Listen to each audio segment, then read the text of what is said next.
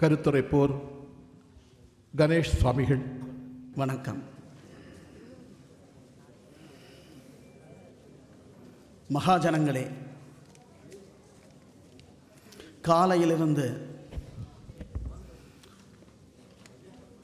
சைவ திருநெறி மக்களுக்கு எந்த வகையில் பயன்படுகிறது என்பதை பற்றி சிறந்த சொற்பொழிவுகளை நீங்கள் கேட்டிருந்தீர்கள். தாவரம் என்பது வரம் தா என்பதனுடைய மறுபகுதி என்பதை சிறப்பாக எடுத்து கூறினார்கள். நேற்று நடந்த இந்த நிகழ்ச்சியை பற்றி பத்திரிகையில் வந்த செய்திகளை பார்த்து நண்பர் ஒருவர் கேட்டிருந்தார், அசைவ உணவு சாப்பிடுவது தவறு என்று கூறுகிறீர்களே, சைவம் என்று சொல்லக்கூடிய அந்த தாவரத்திற்கும் உயிருள்ளதல்லவா என்றால் அதை சாப்பிடுவதும் தவறுதானே என்று ஒரு கேள்வி. நான் சென்னையில் 9ஆம் வகுப்பு படித்து கொண்டிருந்த காலத்தில் பெரும்புலவர் சீனிவாசன் அவர்கள் எங்களிடம் ஒரு கேள்வி கேட்டார். அசைவ உணவு சாப்பிடுபவர்கள் யாரார்? அப்பொழுது சில மாணவர்கள் கையை தூக்கினார்கள். அசைவ உணவு சாப்பிடுவது உயிர்கொலை அல்லவா என்று அவர் கேட்டபொழுது கேட்கப்பட்ட கேள்வி இதுதான், தாவரத்திற்கும் உயிருண்டல்லவா, அதை கொல்லலாமா என்று.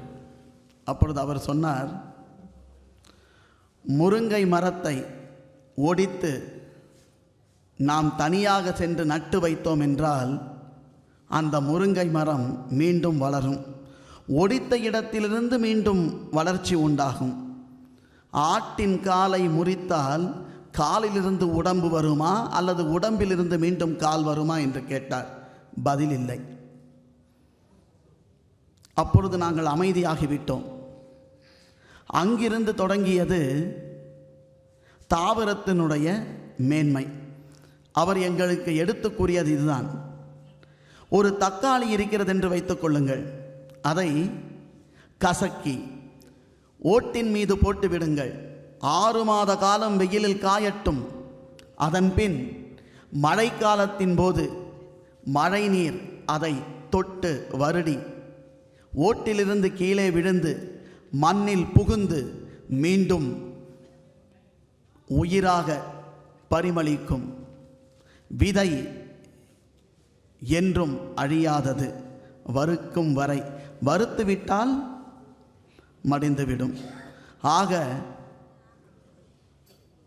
பக்குவப்பட வேண்டுமே தவிர நாம் இந்த புலால் உணவை மறுத்தல் என்பதனுடைய மகத்துவத்தை அவர்கள் எடுத்து சொன்னார்கள். அமுத சுரபி என்றால் ஒரு பாத்திரம் என்று நாம் நினைக்கிறோம். வெட்ட வெட்ட தழைத்து கொண்டே இருக்கக்கூடிய தாவரமும் ஒரு வகையில் அமுத சுரபியே ஆகும். பேச்சின் போது பழம் காயாக மாறுவது எது என்று கேட்டிருந்தார்கள். பழம்தான் ஊறுகாயாக மாறுகிறது என்று சாஸ்திரம் சொல்வதை தயவு செய்து கேட்டுக்கொள்ளுங்கள்.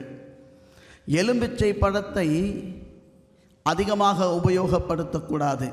எழும் இச்சைகளை தடுப்பதனால்தான் அதற்கு எலும்பிச்சை என்று பெயர். நாடி நரம்புகளுடைய வேகத்தையும் அதனுடைய சக்தியையும் அடக்கிவிடும் தன்மை எலும்பிச்சம் பழத்திற்கு இருக்கிறது. ஆனால் எலும்பிச்சை காய் அப்படி அல்ல, பித்தத்தை சமனப்படுத்தக்கூடிய செயலாற்றல் உள்ளது. ஆகவே ஊறுகாயாக எப்பொழுதும் பயன்படுத்த வேண்டியது எலும்பிச்சை காய்தானே தவிர எலும்பிச்சை பழமல்ல என்பதை நீங்கள் பதிவு செய்து கொள்ளுங்கள். இது சாஸ்திரம் சொல்கிறது, நம்முடைய விருப்பத்திற்கு சொல்லப்பட்டதல்ல. அடுத்ததாக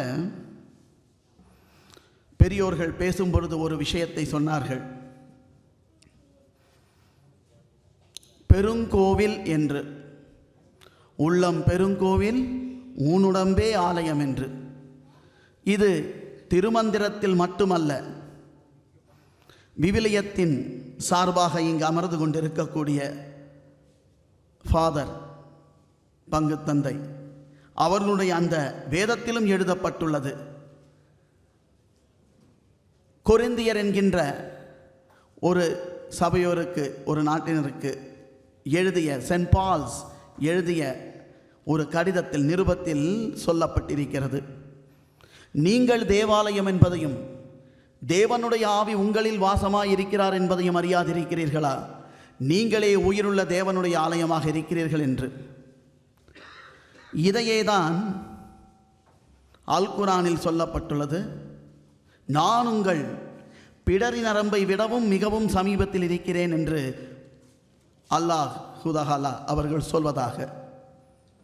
என்றால் இந்த உடலுக்குள் தான் உயிராக அமர்ந்துள்ளான் இறைவன். இறைவன் இருக்கும் ஆலயத்திற்குள் பிணத்தை நாம் எடுத்து செல்வதில்லை என்றால் இந்த உடலுக்குள்ளும் பிணத்தை எடுத்து செல்வது சரியல்ல. கொலை புலை தவிர்த்தவர்கள் மட்டுமே உள்ளே வர வேண்டும் என்று சொல்வதனுடைய பொருள், நம்முடைய உயிரையும் நாம் கொல்லாமல் இருக்க வேண்டும். இதைத்தான் கொல்லாமை என்கின்ற அதிகாரத்தில் சொல்லப்பட்டது. கொல்லாமை மேற்கொண்டொழுகுவான் வாழ்நாள் மேல் செல்லாது உயிருண்ணும் கூற்று. உயிருண்ணும் கூற்றுவன் கொல்லாமை எனப்படக்கூடிய அந்த செயலை எவனொருவன் மேற்கொள்கிறானோ அவனை மரணம் நெருங்குவதில்லை. இதையே திருவருட்பிரகாச வள்ளல் பெருமான் அவர்கள் மரணமிலா பெருவாழ்வு என்றும், இஸ்லாம் மஹரிபத் என்றும், விவிலியத்தில் நித்திய ஜீவன் என்றும் சொல்லப்பட்டது. இறைவன் நமக்குள் இருக்கையில் பிணத்தை உள்ளே செலுத்த வேண்டாம். ஏன் என்று கேட்போமா? வேறொன்றும் அல்ல. ஒரு மனிதன் இறந்தால் பிணமாகி விடுகிறான். அந்த பிணத்தை கொண்டு போய் புதைக்கவோ எரிக்கவோ செய்துவிட்டு வீட்டிற்கு வந்த பின், நீங்கள் எந்த மதத்தினராக இருந்தாலும் சரி, புதைக்கவோ எரிக்கவோ செய்துவிட்டு வீட்டிற்கு வந்த பின் வீட்டை தூய்மைப்படுத்தவும் தன்னை சுத்தப்படுத்திக் கொள்வதும் செய்வதுண்டு. காரணம், உயிர் அதிலிருந்து பிரிந்து விட்டதனால். உயிர் பிரிந்த காரணத்தினால் அந்த உடல் பிணமாகி விடுகிறது. ஆடையும் கோழியையும் மீனையும் வெட்டி அதை கொலை செய்து உயிர் சென்ற பின் பிணமாகத்தான் நாம் உண்கிறோம் என்பதை கவனத்தில் வைத்துக் கொள்ளுங்கள். எந்த ஒரு மதமாக இருந்தாலும் சரி, அன்பின் வழியது உயிர்நிலை. அடிகளார் சொல்லி சென்றார். உயிர் என்றால் அன்பு என்று சொன்னார். திருமந்திரம் சொல்கிறது அன்பே சிவம் என்று. உயிர் என்றால் அன்பு, அன்பு என்றால் சிவம். அன்பும் சிவமும் இரண்டென்பர் அறிவிலார், அன்பே சிவமாவதை யாரும் அறியிலார். அன்பே சிவமாவதை யாரும் அறிந்த பின் அன்பே சிவமாய் அமர்ந்திருந்தாரே. ஆக அன்பு என்றால் சிவம். சிவம் என்றால் என்ன? பார்வதியினுடைய கணவனா என்று கேட்டால் அல்ல. திருமந்திரம் சொல்கிறது, சீவன் என்ன சிவன் என்ன வேறில்லை, சீவனார் சிவனாரை அறிந்தார் இல்லை. ஆக ஜீவன் என்று சொல்லக்கூடிய உயிர்தான் சிவம். அந்த சிவம்தான் அன்பு. அது இன்று நம் அனைவருடைய உடலுக்குள்ளும் உள்ளது. அந்த உயிரை காக்கும் உன்னதமான உணவை நாம் எப்படி சாப்பிட வேண்டும் என்று அழகாக சொன்னார்கள். நம்முடைய பாரத தேசம் உணவை தயார் செய்வதும் அதை சாப்பிடுவதற்குமான அழகான நெறிமுறைகளை கொடுத்துள்ளது. சமைக்கும் பொழுதே பெண்கள் எப்பொழுதும் நல்ல மனநிலையோடு சமைக்க வேண்டும். நீங்கள் எந்த மனநிலையில் சமைக்கிறீர்களோ அந்த குணங்கள் அந்த உணவில் சென்று பதியும். சண்டை போட்டுக்கொண்டே, சச்சரவுகள் செய்து கொண்டே, மன சங்கடங்களோடு நீங்கள் தயாரிக்கும் உணவுகளை உண்பவர்களுடைய மனநிலை அதை போன்றதாகவே அமையும். ஆகவே அன்றைய வேத காலங்களில் பெண்கள் சமைக்கும் பொழுது கூட நல்ல இறை நாட்டம் கொண்ட பாடல்களையும் சிறந்த சிந்தனைகளையும் சிந்தித்து கொண்டே செய்தார்கள் என்பது பதிவு. அடுத்ததாக, உண்ணும் உணவை நீங்கள் நின்று கொண்டு சாப்பிடக்கூடாது. அமர்ந்துதான் சாப்பிட வேண்டும். அப்பொழுது அமர்ந்து சாப்பிடும் பொழுது கூட எப்படி சாப்பிட வேண்டும் என்பது தெரியுமா? நாம் இருப்பதை விடவும் சிறிது உயரமான ஒரு இடத்தில் ஆகாரத்தை வைத்து தான் சாப்பிட வேண்டும். ஆனால் நாம் மேலேயும் சாப்பிடும் ஆகாரம் கீழேயும் இருக்கக்கூடாது. எப்படிப்பட்ட ராஜா இந்த உலகத்தில் இருப்பதாக இருந்தாலும் சரி, அவருக்கும் சாப்பிடுவதற்கு அன்னம் இல்லை என்றால் அந்த ராஜா விழுந்து விடுவார். அன்னராஜாதான் தலை சிறந்த ராஜா. எவரை விடவும் சிறந்தவர் அன்னராஜாதான். ஆக அந்த ராஜாவை நாம் மேலே வைத்து கீழே அமர்ந்து முதலில் அதை வணங்கி பின் நாம் சாப்பிட வேண்டும். அப்படி சாப்பிடும் பொழுது ஒரு பருக்கையை கூட நாம் கீழே விடக்கூடாது. காரணம், பாரத வேதம் சொல்கிறது, ஒரு பருக்கையை நீங்கள் தவற விட்டீர்கள் என்றால் 40 பட்டினி கிடக்க வேண்டியிருக்கும். நாம் சில நேரங்களில் உணவை தவிர்ப்பது உண்டு. கிடைக்காத காரணத்தினால், இயலாத காரணத்தினால், ஏதேனும் ஒரு காரணத்தினால். காரணம், நாம் என்றோ வைத்த மீதத்தினுடைய விளைவுதான் என்பதை தெரிந்து கொள்ளுங்கள். நான் என்ன தவறு செய்தேன், எனக்கு உணவு கிடைக்கவில்லையே என்று நாம் ஏங்குவோம். அப்பொழுது நினைவில் வைத்துக் கொள்ளுங்கள், நாம் என்றோ ஒரு நாள் ஒரு பருக்கையாவது நாம் வீணாக்கி இருப்போம் என்பதை. இதை தமிழ் கூறும் நல்லுலகம் அனைவருமே ஏற்கனவே படித்திருப்பீர்கள், கேட்டிருப்பீர்கள், அறிந்திருப்பீர்கள். வள்ளுவனும் வாசுகியனுடைய நிலையில் வள்ளுவர் எப்பொழுதும் உணவருந்தும் பொழுது ஒரு ஊசியையும், ஒரு இலையில் ஊசியும், பக்கத்தில் ஒரு சிறிய ஒரு பாத்திரத்தில் தண்ணீரையும் வைத்திருப்பார் என்று. வாசுகிக்கு இறுதியான காலத்தில், அதாவது திருவள்ளுவ பெருந்தகையினுடைய இறுதி காலத்தில், உனக்கு என்ன வேண்டும் என்று கேள் என்று கேட்டபொழுது, இதற்கு என்ன பொருள், நீங்கள் இதுவரை உபயோகித்ததில்லையே, இது எதற்காக என்று கேட்டாராம் வாசுகி அம்மையார். அப்பொழுதுதான் அவர் சொல்கிறார், இந்த ஊசி ஏதேனும் ஒரு பருக்கை கீழே விழுந்தால் அதை குத்தி எடுத்து அந்த தண்ணீரில் அலம்பி சாப்பிடுவதற்காக என்று. இதைத்தான் அனைத்து வேதங்களிலும் சொல்லப்பட்டிருக்கிறது. இஸ்லாமில் சுன்னத் என்று சொல்லப்படுவதில் தட்டை சுத்தமாக வடித்து நக்கி, விரல்களை நன்றாக சூப்பி, பின் கைகளை கழுகி, அந்த தட்டையும் கழுகி அந்த தண்ணீரை குடிக்க வேண்டும் என்று கூட சொல்லப்பட்டிருக்கிறது. இது பாரத தேசத்திலும் சொல்லப்பட்டிருக்கிறது. அதுதான் சுன்னத், அதாவது சீரான நெறி என்று சொல்லப்பட்டிருக்கிறது. அந்த வகையில் உணவு உண்ண வேண்டிய முறை என்றுண்டு, நீரை குடிக்க வேண்டிய முறை என்றும் உண்டு.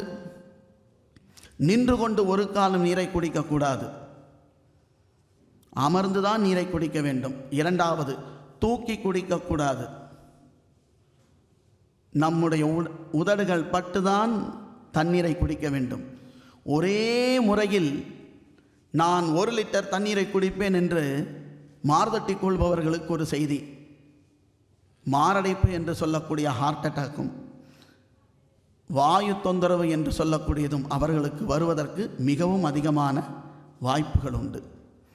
ஒருவேளை நின்று கொண்டு குடிப்பதாக இருந்தால், வேறு வழியே இல்லை என்றால், கால்களுடைய 2 கட்டை விரல்களையும் கட்டை விரல்களையும் தரையில் அமர்த்தி வைத்து கொண்டு நீங்கள் தண்ணீரை குடித்து கொள்ளுங்கள் என்று நமக்கு எடுத்துரைத்தவர் நபிகள் நாயகம் ஸல்லல்லாஹு அலைஹி வஸல்லம் அவர்கள். ஆக ஆன்றோரும் சான்றோரும் அனைவருமே உணவு உண்ணும் முறைகளையும் மற்றுள்ள வழிமுறைகளையும் விதிமுறைகளையும் கூறித்தான் சென்றார்கள். அன்பின் வழியது உயிர்நிலை என்றால் அது தன்னை போல் பிறரை நேசி என்று சொன்ன இயேசுபிரானுடைய கருத்து தான் அது. எங்கும் சென்றுவிடவில்லை சத்தியம், நம்மை சுற்றி சுற்றி வந்து கொண்டுதான் இருக்கிறது. நாம் தான் மறந்தோம் அல்லது மறுத்தோம், வேறு எங்கும் சென்று விடவில்லை. சத்தியம் நம்மை சுற்றி தான் உள்ளது. சுலபமான சில வழிமுறைகளை சொல்ல விருப்பப்படுகிறேன். உணவாகும் மருந்து என்கின்ற தலைப்பில் புல் மிகவும் சிறந்ததென்று, இதைத்தான் அன்றே முளைப்பாரி தானியங்களை உண்ணச் சொன்னார்கள். விடியற்காலை எழுந்திருக்கும் பொழுது முதலில் தண்ணீரை குடித்து விட்டு பின் மலஜல விசரணம் செய்து கொள்ளுங்கள். மலஜல விசரணம் செய்ததன் பின் தண்ணீரை குடிப்பதென்பது வாயு தொந்தரவுக்கு இடமளிக்கும். எழுந்தவுடன் வாயை கொப்பளித்து துப்பி விட்டு பின் உடனடியாக தண்ணீரை குடியுங்கள். அதன் பின் மலஜல விசரணம் செய்து கொள்ளுங்கள். அது உங்களுடைய உடலுக்கும் குடலுக்கும் நல்லது. குடலை கழுகி உடலை வளர்க்க வேண்டும். 1. 2வது, இரவு முழுவதும் நாம் 7 மணிக்கோ 8 மணிக்கோ 9 10 மணிக்கோ சாப்பிட்ட உணவு 4 மணி நேரங்களில் ஜீரணமாகி தீனிப்பை என்று சொல்லக்கூடிய அந்த இரைப்பையிலிருந்து சிறுகுடலுக்கு சென்று பின் பெருகுடலின் சமீபத்தில் வந்துவிடும். ஆக அந்த இரைப்பை காலியாக இருக்கும் 4 மணி நேரத்திற்கு பின். அப்பொழுதிலிருந்து நாம் எழுந்திருக்கும் காலம் வரையில் அது உபவாசத்தில் தான் இருக்கிறது. அந்த ஃபாஸ்டிங் என்று சொல்லக்கூடிய உபவாசத்தில் இருந்து கொண்டிருந்த அந்த இரைப்பையானது காலையில் எழுந்தவுடன் கடினமான ஆகாரத்தை போட்டு அதை கஷ்டப்படுத்தக்கூடாது. உண்ணாவிரதம் இருப்பவர்கள் அனைவருமே சாயங்காலம் என்ன செய்வார்கள்? அதை முடித்து கொள்ளும் பொழுது பழச்சாறை உண்டு அந்த உண்ணாவிரதத்தை முடித்து கொள்வார்கள். அதை போல காலை உணவு என்பது பிரேக்ஃபாஸ்ட். ஃபாஸ்டிங் நாம் இருந்ததை பிரேக் செய்ய வேண்டும். ஆகவே நாம் பழச்சாறுகள் தான் காலையில் உண்ண வேண்டும். ஆனால் இன்று நம்முடைய வாழ்வியலில் புளித்த மாவு பண்டங்களை சாப்பிட்டுவிட்டு பள்ளிக்கும் அலுவலகத்திற்கும் சென்றால் தூக்கம்தான் மிஞ்சுமே தவிர வேறொன்றும் மிஞ்சாது. காரணம், புளிப்பு போதையை தரும். புலால் உணவு என்பது தலை சிறந்ததே என்றால் ஒரு மாபெரும் உடற்பயிற்சியாளர் அல்லது ஒரு விளையாட்டு வீரர் 1 கிலோ அல்லது 1.5 கிலோ மாமிசத்தை சாப்பிட்டு ஜீரணம் செய்துவிட முடியும். ஆனால் எந்த ஒரு விளையாட்டு வீரராலும் ஒரு முழு தேங்காயை ஒரே சமயத்தில் சாப்பிட்டு ஜீரணம் செய்ய இயலாது என்பதை தெரிந்து கொள்ளுங்கள். காரணம், இதில் அதைவிடவும் பலம் மிகவும் அதிகம். நீங்கள் எந்த விதத்திலெல்லாம் ஆகாரத்தை நீங்கள் அசைவத்தில் தேடுகிறீர்களோ அதைவிடவும் பன்மடங்கு உயர்ந்ததாக சைவத்திலும் இருக்கிறது. ஆகவே மகாஜனங்களே, பிணவூன் என்பதை மறுத்து உயிர் எதிலெல்லாம் உள்ளதோ அந்த உயிராற்றல் நிறைந்த உணவுகளை சாப்பிடுங்கள். காலை உணவுக்கு பின் மதிய உணவில் சிறிது பழங்கள், சிறிது கீரைகள், சிறிது அரிசி, சிறிது காய்கறிகள் என்று சேர்த்து பாருங்கள். உடலுக்கு எந்த நோயும் வராது, மலச்சிக்கலும் வராது. இரவு உணவு என்பது 7 மணிக்கு முன்பாக முடித்து கொள்ளுங்கள். மலச்சிக்கல் இருப்பவர்கள் பப்பாளி பழத்தை 3 வேளையும் சாப்பிட்டுக் கொள்ளுங்கள். சர்க்கரை நோயாளிகள் தினசரி 1 ஆப்பிளை சாப்பிடுங்கள். ஆப்பிள் வாங்க முடியாதவர்கள் நெல்லிக்கனியை சேர்த்து கொள்ளுங்கள். எந்த வகையில் பார்த்தாலும் சர்க்கரை நோயாளிகளுக்கு அனைவரும் சொல்வது இனிப்பை சாப்பிடாதே என்பது மட்டும்தான். ஆனால் உணவில் மருந்துண்டு. சுவைகளில் இனிப்பும் புளிப்பும் ஒன்றுதான், கிட்டத்தட்ட அண்ணனும் தம்பியும் போல. இனிப்பு தான் புளிப்பாக மாறுகிறது, புளிப்பு தான் இனிப்பாக மாறுகிறது. நீங்கள் வீட்டில் சமைத்து வைத்துள்ள இனிப்பை 1 வாரம் வைத்திருந்து பாருங்கள், என்னவாகும்? புளித்து போய்விடும். புளித்த மாங்காய் பழுத்துவிட்டால் இனிப்பாக மாறும். ஆக இனிப்பும் புளிப்பும் ஒன்றோடொன்று தொடர்புடையது. ஆகவே சர்க்கரை நோயாளிகள் உணவில் இனிப்பை மட்டுமல்ல புளிப்பையும் தவிர்த்து கொள்ளுங்கள். அதிகமாக சொரிசிறங்கு உள்ளவர்கள் கசப்பை சாப்பிட்டால் நல்லது என்று நீங்கள் கருதுவீர்கள். உண்மையே, அதிகம் கசப்பை தொடர்ந்து சாப்பிட்டு கொண்டிருப்பவர்களுக்கும் தோல் நோய் வரும் என்பதை புரிந்து கொள்ளுங்கள். அப்பொழுது நீங்கள் சாப்பிட வேண்டியது என்னவென்று தெரியுமா? புளிப்பு. பாகற்காயினுடைய குழம்பு செய்யும் பொழுது அதனுடைய கசப்பை நீக்குவதற்கு என்ன செய்வோம்? புளியை சேர்ப்போம். ஆக அறுசுவை என்பதில் அனைத்து மருத்துவமும் உள்ளது. நீங்கள் ஒவ்வொரு காலகட்டத்திலும் இயல்பாக சாதாரணமாக வரும் சின்ன சின்ன நோய்களுக்கெல்லாம் நம் வீட்டில் உள்ள பொருட்களை கொண்டே, உணவை கொண்டே மருத்துவமாக மாற்றிக்கொள்ள முடியும். அதை குறித்து அநேகரும் நேற்றும் பேசியிருக்கலாம். ஆகவே மகாஜனங்களே, நீங்கள் ஒவ்வொருவருமே உடலையும் உள்ளத்தையும் உயிரையும் தீங்கு விளைவிக்கக்கூடிய உணவுகளை தவிர்த்து விடுங்கள். காரணம், உடலுக்குள் இறைவன் இருக்கிறான் என்பது மட்டுமல்ல, மரணத்தை வெல்லும் மார்க்கம் இந்த உலகில் உண்டு. பொதுவாக ஒரு மனிதன் பிறந்தால் இறந்துதான் ஆக வேண்டும் என்று நம்முடைய எண்ணம். இரவாமல் இருப்பதற்கு ஏதேனும் வழி உண்டா என்று நாம் சிந்திக்காததன் பலன்தான் அது. உண்மையிலேயே தன்னுடைய உயிரை பேணி காப்பவர்கள் யாரோ அவர்கள்தான் தவசீலர்கள், ஆன்மீகவாதிகள். ஒரு மனிதன் இறந்தால் பிணமாகி விடுகிறான். உடல் என்னவாகிறது? விரைத்து போய்விடும். மேலும் சிறிது காலம் கழித்தால் புழுவாகிவிடும். ஆனால் ஜீவசமாதி அடைந்தவருடைய உடலானது என்றைக்கும் புழுப்பதில்லை, வீங்குவதில்லை, நாறுவதில்லை, எதுவும் ஆவதில்லை. இது எல்லா மதத்தை சார்ந்தவர்களுடைய மேன்மக்களுக்கும் இது அனுபவப்பட்டுள்ளது என்பதை நாம் அறிவோம். சென்ட் பிரான்சிஸ் சேவியர், கோவா, அவருடைய உடல் இன்று வரை ஒன்றுமே ஆகவில்லை. இஸ்லாம் பெருமக்கள் அநேகர் ஜீவசமாதியை அடைந்துள்ளார்கள்.